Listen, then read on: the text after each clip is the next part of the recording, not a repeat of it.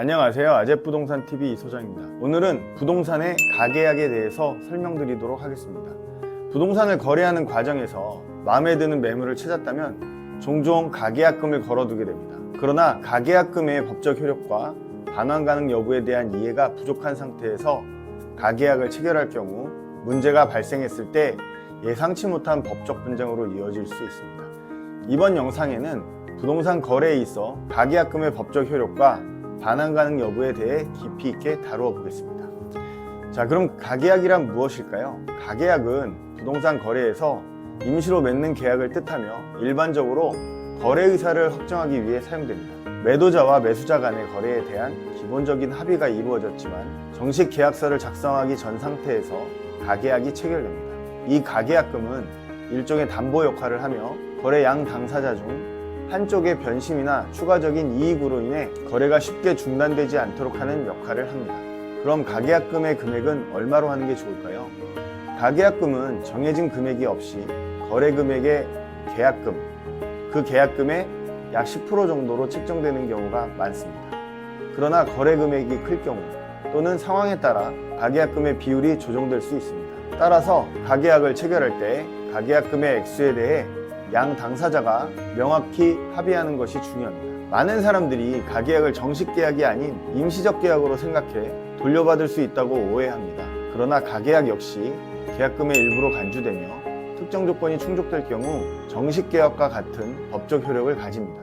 법적 효력이 발생하는 조건은 다음과 같습니다. 거래 대상 부동산의 정보, 거래 금액, 계약 기간, 중도금과 잔금 지급일 등의 조건이 구체적으로 명시되었을 경우 양 당사자 간의 계약의 주요 사항에 대해 합의가 이루어졌다면 이 가계약은 법적 구속력을 가지는 정식 계약으로 인정될 수 있습니다. 하지만 법적 효력의 예외 상황도 있을 수 있는데요. 예를 들어 부동산에 대한 구체적인 조건이나 특약 사항이 불명확하거나 일방적 해석에 의존할 수 있는 상황이라면 가계약이 법적 구속력을 가지기 어려울 수 있습니다. 그럼 가계약금 반환이 가능할까요?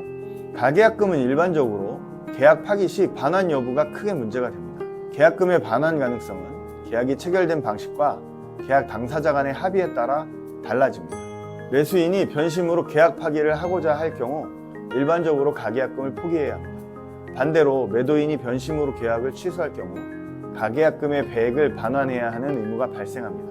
하지만 가계약금이 단순한 예치금으로 합의가 되었다면 계약 당사자 중 한쪽에서 계약을 파기해도 가계약금을 반환해야 할 수 있습니다. 따라서 가계약을 체결할 때 가계약금이 단순한 예치금인지 아니면 계약금의 일부로 간주될 것인지에 대해 명확히 합의하는 것이 중요합니다. 이런 경우도 있을 수 있습니다. 가계약을 체결한 후 해당 부동산이 위반 건축물로 판명되더라도 계약의 법적 구속력은 여전히 유지될 수 있습니다. 이를 사전에 확인하지 못한 매수인은 거래 전에 부동산 상태를 확인할 의무가 있으며 부동산의 상태에 대한 정확한 설명을 듣지 못했다면 공인중개사에게 보상을 청구할 수 있는 여지가 있습니다. 부동산 거래에서 큰 금액이 오가는 만큼 가계약과 관련된 분쟁이 빈번하게 발생할 수 있습니다. 따라서 가계약을 체결할 때는 다음과 같은 점을 충분히 고려해야 합니다. 부동산 상태 철저히 확인하기.